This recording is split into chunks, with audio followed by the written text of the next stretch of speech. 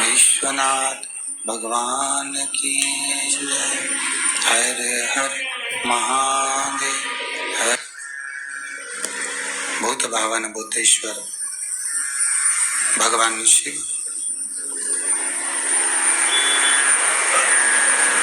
जिनकी पुनित पावन शिव महापुराण की कथा जो जीवन का सुख प्रदान करने वाली है, मानव की देह को परमात्मा के श्री चरणों की ओर लेकर जाने वाली है, ऐसी पुनित पावन शिव महापुराण की कथा कुबेरेश्वर धाम से ऑनलाइन स्वर्गीय श्री नारोजी बोड़े, जिनकी स्मृति में श्रीमती निर्मला जी बोंडे द्वारा पुत्र एवं पुत्रवधू श्री विजय जी, श्रीमती सोनम जी बोंडे, बोंडे परिवार छिंदवाड़ा, जो अपने पूज्य गुरुदेव के साथ में यहाँ पर शिव महापुराण की कथा का श्रवण कर रहे हैं और संपूर्ण विश्व का कल्याण कर रहे हैं।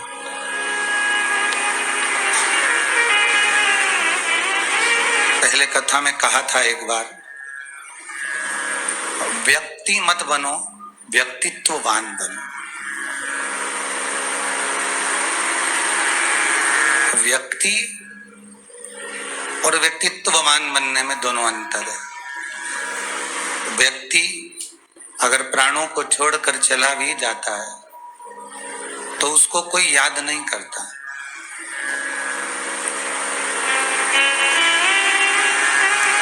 उसका कोई स्मरण नहीं करता। पर व्यक्तित्ववान अगर बनकर कोई चला गया, व्यक्तित्ववान बनकर अगर कोई गया है तो उसका स्मरण बार बार किया जाता है।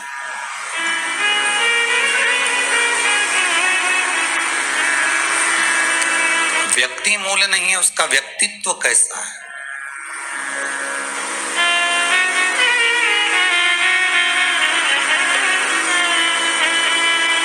थोड़ी सी अपने, जब आपका कहीं मकान वगैरह किसी का बन रहा हो तो उस रेत में थोड़ी सी शक्कर मिला दो और शक्कर मिलाकर कहीं पटक दो।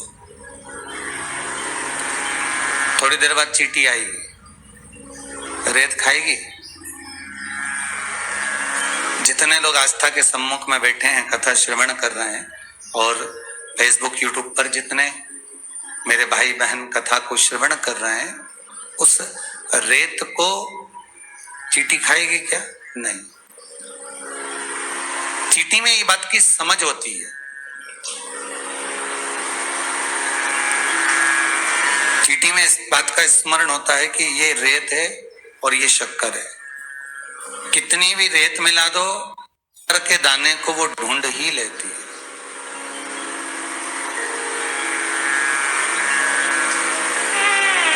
कितना भी प्रयास करो, चींटी जैसे शक्कर के दानों को ढूंढ लेती है, सच्चा जो भगत होता है, शिव का उपासक होता है, कितनी भी रेत के ढेर में, संसार में कितनी भी रेत पड़ी हो, काम, लोभ, विषय, आसक्ति, तृष्णा, वासना कितनी भी घेरी हुई हो, पर असली जो भक्त होता है, जैसे चींटी शक्कर को ढूंढ लेती है उस रेत के ढेर में से, उसी तरह सच्चा भक्त शंकर को ढूंढ लेता है संसार के ढेर में से। सच्चा भक्त भगवान शिव को ढूंढने का प्रयास करता है। सच्चा भक्त वही होता है जो शिव को ढूंढ रहा हो।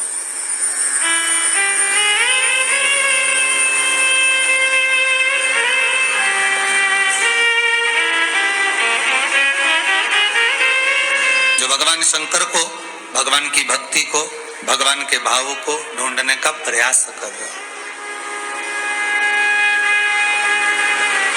आप में से कितने लोग हैं जो चींटी को निमंत्रण देके आते हो? कोई देता है?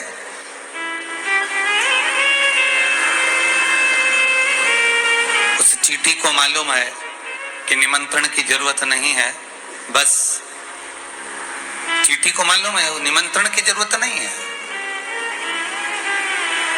और केवल उसको रेत के ढेर में अगर कुछ दिखी है तो बस केवल वो चीनी, वो शक्कर वही नजर आई है। वो शुगर, वो चीनी, वो शक्कर ही दिखी है।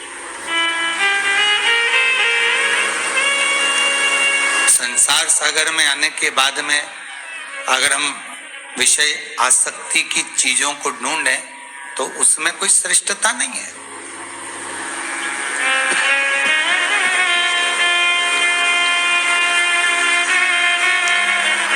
उन विषय और आसक्ति की चीजों को छोड़कर हम भगवान की भक्ति को जब धारण करें।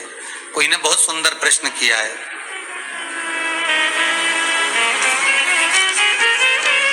अच्छा है प्रश्न।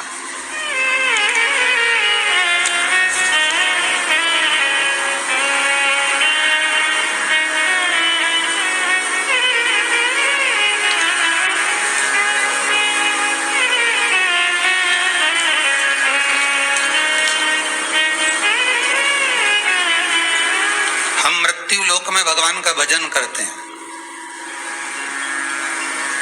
हम बैठकर राम नाम, कृष्ण नाम, शिव नाम जपते हैं।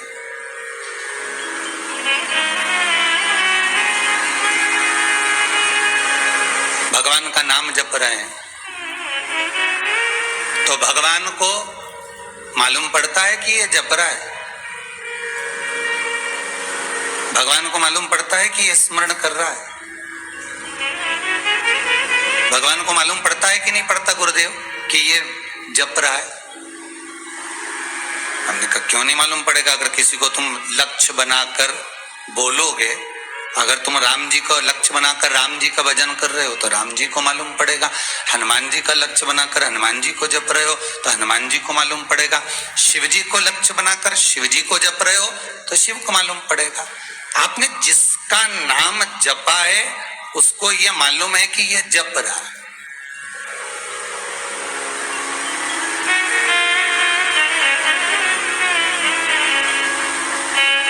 उसने कहा मैं विश्वास नहीं इन बातों पर। हमने कहा ठीक है, तुम्हारे पास में एक भैया खड़े हैं, उनको गाली दे दे, एक शब्द बोल और बहुत आड़ा टेढ़ा बोलना, बहुत तीखा शब्द बोलना और नाम लेके बोलना कि भैरू सिंह ऐसा। हम तो नाम लेके बोलो कि वो व्यक्ति ऐसा है, वो व्यक्ति ये है, वो व्यक्ति ऐसा, उसको नाम लेकर बोलो। वो लड़ने आएगा कि नहीं आएगा? अरे बोलो तो जम के आएगा। अब एक बात विचार करना कि तुमने नाम लिया भैरू सिंह, तो भैरू सिंह एक ही है क्या? मोहल्ले में 4-6 भैरू सिंह होगा तो सभी झगड़ने आएगा क्या? अरे बोलो जम के, नहीं। और भी लोग होंगे, वो सब झगड़ने आएंगे? नहीं।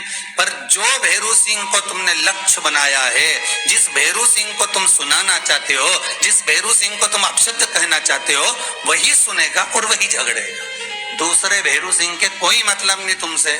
उसी तरह जब हम मंत्र जाप करते हैं, जब हम स्मरण करते हैं, जब हम नाम जाप करते हैं, जब हम नाम कीर्तन करते हैं और जिस परमात्मा को लक्ष्य बनाकर करते हैं, जैसे तुमने कोई शब्द कहा तो भैरू सिंह को लग गया और भैरू सिंह झगड़ा करने आ गया, उसी तरह हम जब लक्ष्य बनाकर भगवान का जप करते हैं तो वो भगवान तक पहुंच जाता है और भगवान कल्याण करने आ ही जाता है, वो लक्ष्य प्राप्त होगा, वो लक्ष्य मिल जाता। आप किसी को अपना बनाकर, आप किसी को साध कर, आप किसी को स्मरण कर कर लक्ष्य बनाकर यदि कुछ बोलेंगे, साधेंगे, कहेंगे तो वो उस तक पहुंचेगा। दिल से अगर आप कह रहे हैं श्री शिवाय नमस्तुभ्यम, ओम नमः शिवाय, या महामृत्युंजय मंत्र का भी अगर आप स्मरण कर रहे हैं, महामृत्युंजय मंत्र का भी आप यदि जाप कर रहे हैं और लक्ष्य बनाकर कर रहे हैं, तो ये पक्का विश्वास रखिएगा कि वो परमात्मा आपको स्वीकार करने के लिए आएगा।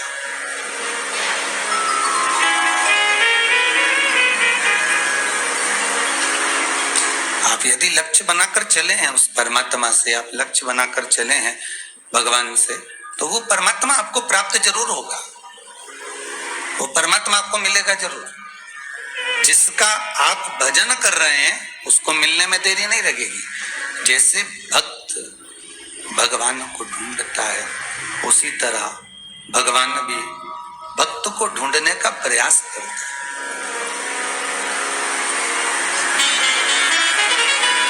भक्त भगवान को ढूंढ रहा है और भगवान भक्त को ढूंढ रहा है। दोनों के ढूंढना, दोनों की प्राप्ति एक ही है। बस उस लक्ष्य तक हमें पहुंचना है। संसार का ढेर बहुत है महाराज, बहुत। काम, लोभ, आसक्ति, तृष्णा, वासना सब भयंकर भरा हुआ है और इस आत्मा के भीतर, इस मन के भीतर भी ना जाने कितनी कितनी आसक्तियां भरी हुई हैं, कितनी कितनी तृष्णाएं भरी हुई हैं। पर सबको छोड़कर परमात्मा तक पहुंचना, सबको छोड़कर भगवान का स्मरण करना बहुत कठिन। मिला अगर मनुष्य का देह, अगर मान लो मनुष्य का देह मिल गया, मनुष्य देह अगर प्राप्त हो गया और आप भगवान की भक्ति में अगर डूब गए हो, तो फिर ध्यान दीजिएगा कि व्यक्ति और व्यक्तित्ववान, व्यक्ति अलग है, व्यक्तित्ववान अलग है।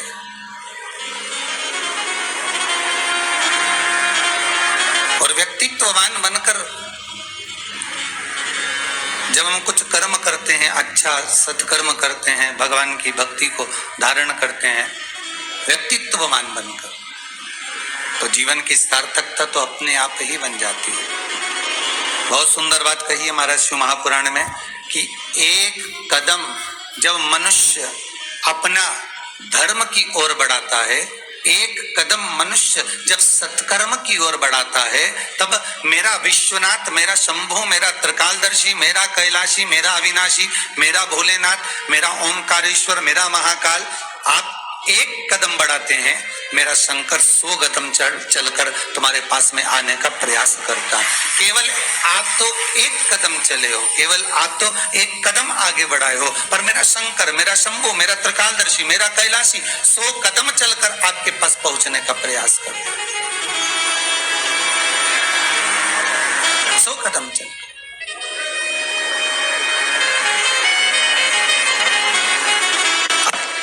चले, उसके चरणों की ओर आप बढ़े, उसके स्मरण की ओर।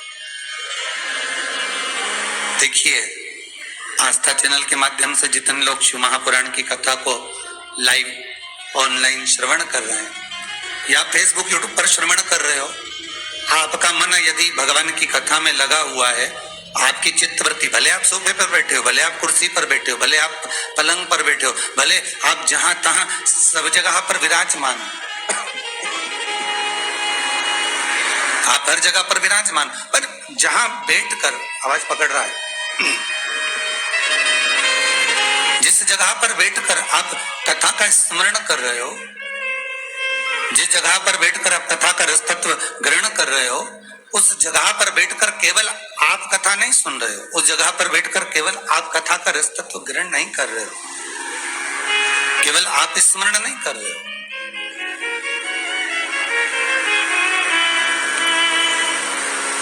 केवल आप ही कथा को सुन नहीं रहे हो, केवल आप तो बैठकर कथा का रस तत्व ग्रहण कर रहे हो, आप तो बैठकर केवल कथा सुन रहे हो, पर आपके साथ में संपूर्ण परिवार, भले वो ना सुन रहा हो, भले उसका मन नहीं लग रहा हो, भले वो बैठा भी नहीं हो, भले वो दुकान पर बैठा हो, भले वो घर पर हो, जहां पर भी होगा, पर आप अकेले भी अगर कथा का रस तत्व ग्रहण कर रहे हो, आप अकेले भी अगर कथा सुन रहे हो, तो आपके हृदय चित्त में पुत्र भी जुड़ा हुआ है, आपके हृदय चित्त में आपका पति भी जुड़ा हुआ है, आपके हृदय चित्त में आपका परिवार भी जुड़ा हुआ है, आपके हृदय चित्त में आपका पूरा कुटुंब कबीला जुड़ा हुआ है। जब हृदय चित्त में संपूर्ण कुटुंब और कबीला आपके जुड़ा हुआ है और आप उस चित्त वृत्ति को भगवान में लगा रहे हो, तो केवल आप अकेले नहीं मन को लगा रहे, जितने आपके हृदय में जुड़े हुए हैं वो भी शंकर की कथा में लगे हुए हैं, वो भी शिव के स्मरण में लगे हुए हैं, वो भी शंकर के अनुमोदन में लगे हुए हैं। वाह भी।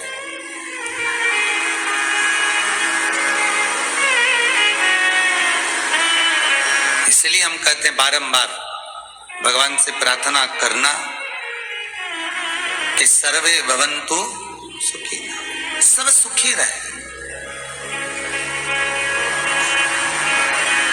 शिव के धाम में पहुंचकर, शंकर की चौखट पर पहुंचकर, शंकर के स्मरण में पहुंचकर, शिव के द्वार पहुंचकर हमारी चित्तवृत्ति में कुछ और मांगने की लालसा ही ना हो।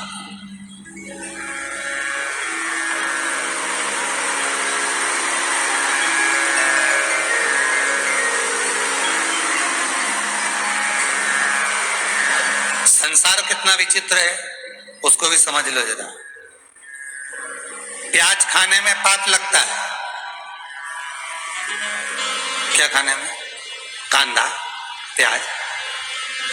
प्याज खाने में पाप लगता है, लहसुन खाने में पाप लगता है, और दूसरे की प्रॉपर्टी, धन, पैसा, रिश्वत सब खा गया, पाप नहीं लगा रहे? अरे बोलो तो जम के, नहीं लगाना, बस प्याज खाऊंगा तो पाप लगेगा,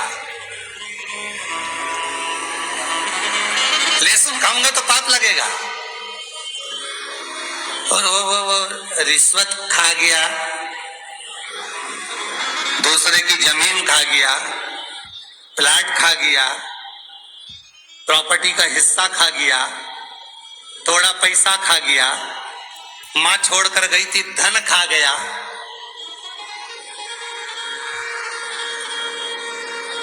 प्याज खाते समय तुमको पाप नजर आया, लहसुन खाते समय तुमको पाप नजर आया, तो इतनी सारी सामग्री खाया तब क्यों नहीं नजर आया रे? तब तो खूब एक हिस्सा तो अब पाप नहीं दिख रहा तेरे को? अब तुझे पाप नजर नहीं आ रहा? अब तुझे पाप नहीं दिख रहा?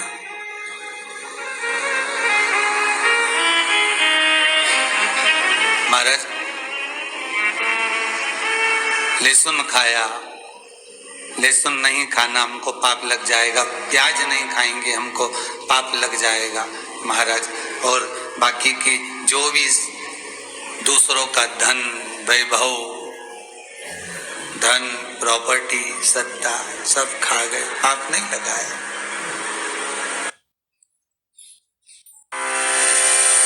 लो रिस्क इक्वल्स लो। बाय नमस्तुभ्यम दोस्तों, ऐसे ही वीडियो देखने के लिए आप मेरे चैनल को सब्सक्राइब कीजिए और मेरी वीडियो को लाइक कीजिए और कमेंट में शीश बाय नमस्तुभ्यम अवश्य लिखिए। धन्यवाद।